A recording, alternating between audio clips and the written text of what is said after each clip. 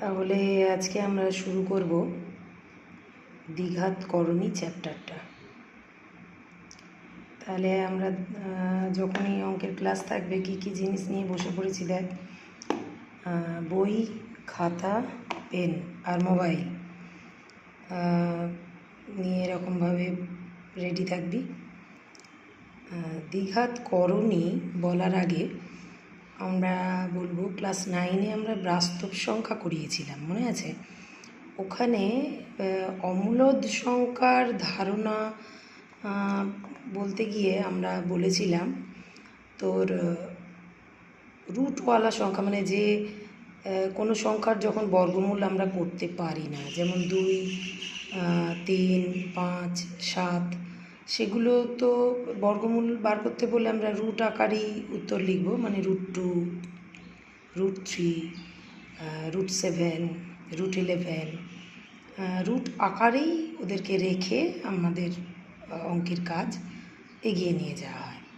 কাজেই রুটওয়ালা যে সংখ্যাগুলো বা অমূলদ সংখ্যাগুলো নিয়ে যে চ্যাপ্টারে আমরা আলোচনা করব সেটাই হলো তোর দ্বিঘাত করণী। দ্বিঘাত করণী চ্যাপ্টারের প্রথম খুলে দেখ, যেভাবে ওরা আলোচনা করেছে সেভাবেই আমি বলছি। দুটো সংখ্যার যদি 5 আর 4 হয়, তাদের যোগফল, বিয়োগফল, গুণফল প্রত্যেকেই পূর্ণ সংখ্যা। কিন্তু ভাগফলটা দেখ, 5/4, 4/5, এগুলো কি পূর্ণ সংখ্যা না মূলদ সংখ্যা? মূলদ সংখ্যা, পূর্ণ সংখ্যা নয়। আর 5, 4-এর বর্গ করে কত কী হবে এগুলো লিখতে পারবি। এবার কি বলছে দেখ, একটি অঋণাত্মক বাস্তব সংখ্যা এর বর্গমূল আমরা কি লিখি? এ একটা অজ্ঞাত রাশি, যে কোনো কিছু এর জায়গায় আমরা নিয়ে কাজ করতে পারি। এর বর্গমূল আমরা লেখার সময় কিভাবে লিখি? ±√a, বা আমরা সূচকের ধারণা থেকে লিখতে পারি a⁻²²। হাফ মানে রুট, রুটকে পাওয়ার আকারে লিখলে আমরা লিখি হাফ, a⁻²²। কারণ কি? +√এর বর্গ a, আবার -√এর বর্গ a, সেই জন্য আমরা বর্গমূল করলে প্লাসও পেতে পারি, মাইনাসও পেতে পারি। সেজন্য লিখতে হচ্ছে ±√a। √0-র মান কী হবে? √0-র মান 0ই। √0-র বর্গও 0, বর্গমূলও 0, সবসময় 0ই হবে। আর 4, 5-এর বর্গমূল দেখাচ্ছে 4 মানে +−√4, মানে +2 বা -2। ধনাত্মক বর্গমূলটাকে +4 লিখছে, ওই একই জিনিস ওরা বলছে। 4-এর বর্গমূলটা তাহলে কী সংখ্যা হয়ে গেল? মূলদ সংখ্যা। রুট যেহেতু নেই সেহেতু মূলদ সংখ্যা, রুট থাকলে হতো অমূলদ সংখ্যা। এবার √4 = -√2² = -2 হবে কি? সেটা আলোচনা করেছে।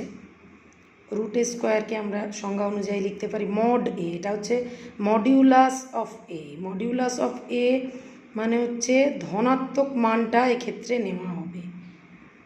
√4 মানে mod√2, 2, আবার √4 যদি -√2² হিসেবে লিখি তাহলে mod of -√2, 2।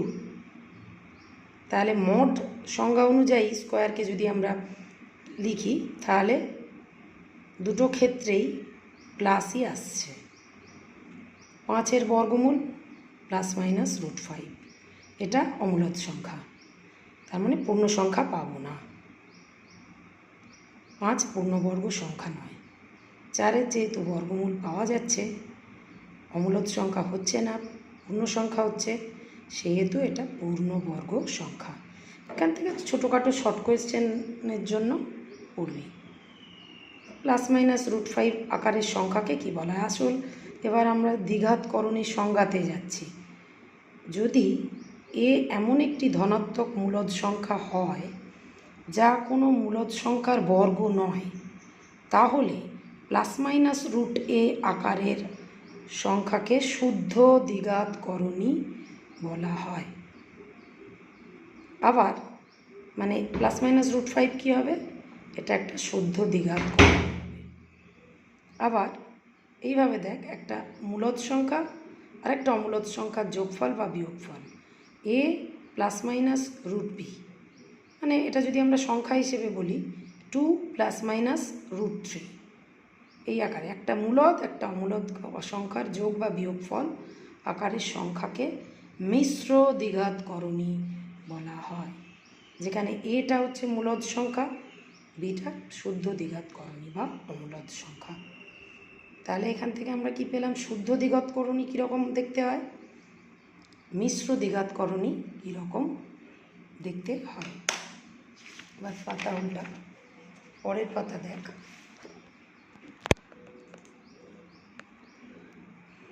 এখানে 5 স্কোয়ার মানে 25 বার করেছে, 25-এর আবার বর্গমূল 5, 5-এর কিউব 125, আর 125-এর কিউব রুট, এটাকে বলা হয় কিউব রুট বা ঘনমূল, করলে 5 বেরোয়। তাহলে 5 সংখ্যাটি 125-এর ঘনমূল। 5-এর 5 টু দি পাওয়ার 4 হচ্ছে 625, 625-এর ফোর্থ রুট বার করছে এইভাবে দেখ, সূচকের নিয়ম নিয়ে। তাহলে 5 সংখ্যাটি 625-এর চতুর্থ মূল।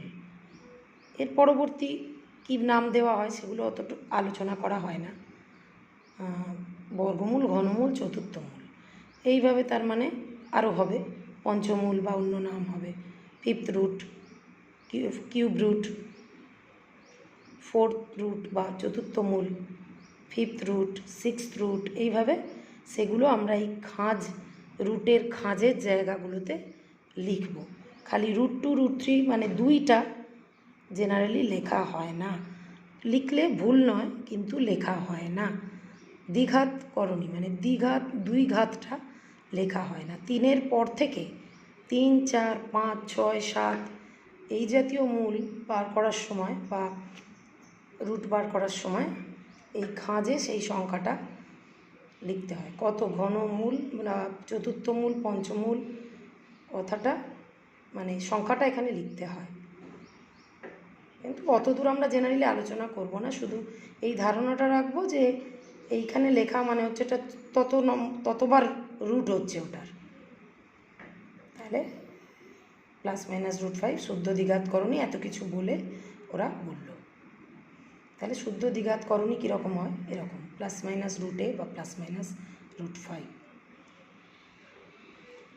4টি শুদ্ধকরণী, 4টি মিশ্রকরণী লিখতে বলছে, জানিস প্লাস বা মাইনাস দিয়ে এইভাবে নিজে করি, কয়েকটা দেখিয়ে দিয়েছে, পারবি তাহলে নিজের মতো করে। এবার কি বলছে, সকল দ্বিঘাতকরণী কি অমূলদ সংখ্যা? দ্বিঘাতকরণীর দশমিক মান সম্পূর্ণরূপে নির্ণয় করা যায় না, তাই এগুলো অমূলদ সংখ্যা। কিন্তু সকল অমূলদ সংখ্যা করণী নয়, যেমন রুট পাই এটা অমূলদ সংখ্যা কিন্তু দ্বিঘাতকরণী নয়। বুঝতে পারলি, মানে সেই সব ক্ষারই ক্ষারক, সব ক্ষারক ক্ষার নয়ের মতো, মানে সব দ্বিঘাতকরণী অমূলদ সংখ্যা কিন্তু সকল অমূলদ সংখ্যা দ্বিঘাতকরণী বা করণী নয়। রুট 4 রুট 5 দ্বিঘাতকরণী বার করে দেখিয়ে দিচ্ছে। এখানে আর কিছু সেরকম, এখানে পরেরটাকে কী বলছে দেখ, 8 ও 12 সংখ্যা দুটির যোগফল, বিয়োগফল, গুণফল, ভাগফল, বর্গ নিয়ে আলোচনা করছে।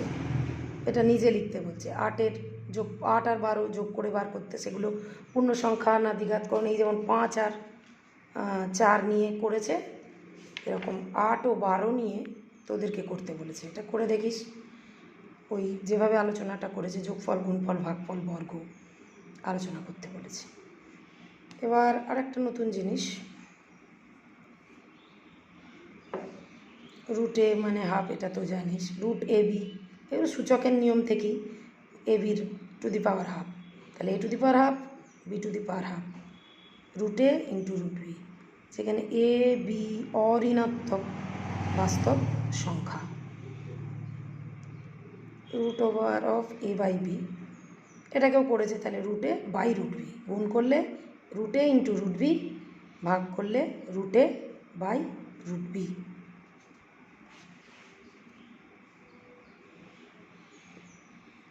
8 ও 32-এর বর্গমূল বার করতে বলছে, কি পাই দেখি।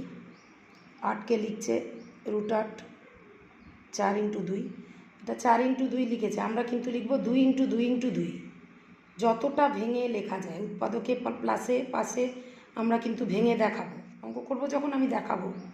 এখন বলে দিচ্ছি, ভাঙাটা কিন্তু জাম্প করে করব না, পুরোপুরি সর্বনিম্ন গুণিতক দিয়েই ভাঙব।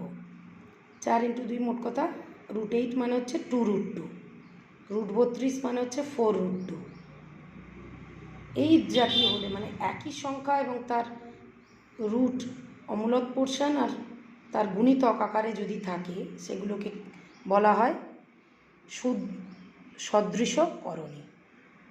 কি বলছে এখানে সংজ্ঞাটা দেখ, 2 বা ততোধিক শুদ্ধ দ্বিঘাতকরণী একই করণীর মূলদ গুণিতক হয়, তবে এই সকল শুদ্ধকরণী বলা হয়। শুদ্ধকরণীকে সদৃশকরণী বলা হয়।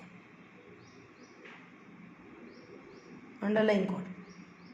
তাহলে শুদ্ধকরণী দুটি সদৃশকরণী, যে দুটো দেওয়া আছে √8 এবং √32। শুদ্ধকরণীর একটা ভাগ হলো সদৃশকরণী, আর একটা এবার অসদৃশকরণী আলোচনা করব। যে সকল শুদ্ধকরণী সদৃশকরণী নয়, অসদৃশকরণী তাদের বলা হয়। সেগুলো কীরকম এখানে আলোচনা করেছে দেখ। √12 আর √28, √12কে ভাঙছে 2 ইন্টু 2 ইন্টু 3 বা 2√3। এখানে দেখ, যেটা রুট তারই গুণিতক কিন্তু নয়, 2 আলাদা 3 আলাদা। ওখানে কি ছিল 2√2 বা 4√2, মানে 2 ইন্টু 2 ইন্টু √2।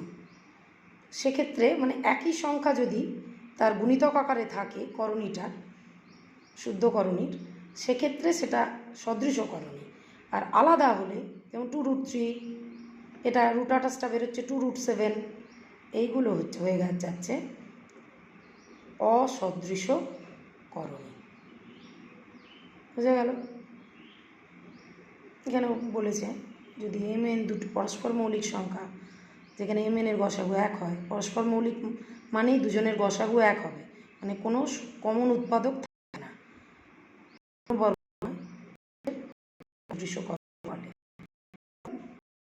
অসদৃশকরণীর সংজ্ঞা এইটা। এবার আলোচনা করছে, দেখ অঙ্কগুলো একবার বলে দিই, উদাহরণের সমস্ত অঙ্ক কিন্তু করতে হবে। 10-এর জন্য কোনো সাজেশান হয় না, পুরো বইটাই করতে হবে। দুটি অসদৃশকরণী √5 ও √7-এর মধ্যে কোনটি বড় কিভাবে পাবো দেখি। যেহেতু 7 5-এর থেকে বড়, তাহলে √7 ও √5-এর থেকে বড় হবে। কারণ কি, দুই ধনাত্মক সংখ্যা হয়, কারণটা ব্র্যাকেটে বলে দিয়েছে। যদি a² b² থেকে বড় হয়, তাহলে a b এর থেকে বড় হবে। সেই যুক্তিতে √7 √5-এর থেকে বড়। এবার সদৃশকরণীগুলি একটি ঘরে লিখি। দ্বিঘাতকরণীগুলির মধ্যে কোনগুলো সদৃশকরণী, মোট কথা ভেঙে ভেঙে দেখাতে হবে যে এই আকারের এলে সেটা সদৃশকরণী, আর এই আকারের এলে সেটা হচ্ছে অসদৃশকরণী। এগুলো এই ভাঙা শুধু কাজ। আমরা অনুশীলনীর অঙ্ক করব যখন দেখাবো এগুলো, তাহলে দেখবি। দাগ দে 3 4, এগুলো কিন্তু করতে হবে। অসুবিধে হলে জিজ্ঞাসা করিস, এগুলো দেখিস।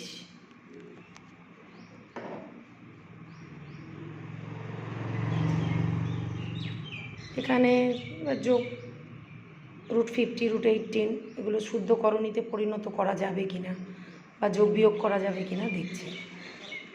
√50কে ভেঙেছে, এত স্টেপ জাম্প করে কিন্তু আমরা যখন অঙ্ক করব না, আমরা কিন্তু ভেঙে ভেঙে করব। এখানে শর্টকাটে দেখিয়েছে যে মোট কথা এইটাকে ভেঙে যাওয়া হবে, এটাকে ভেঙে যাওয়া হবে, সেটাকে যোগ করে 8√2 হবে, মানে শুদ্ধকরণী, এই সদৃশকরণী পাবো।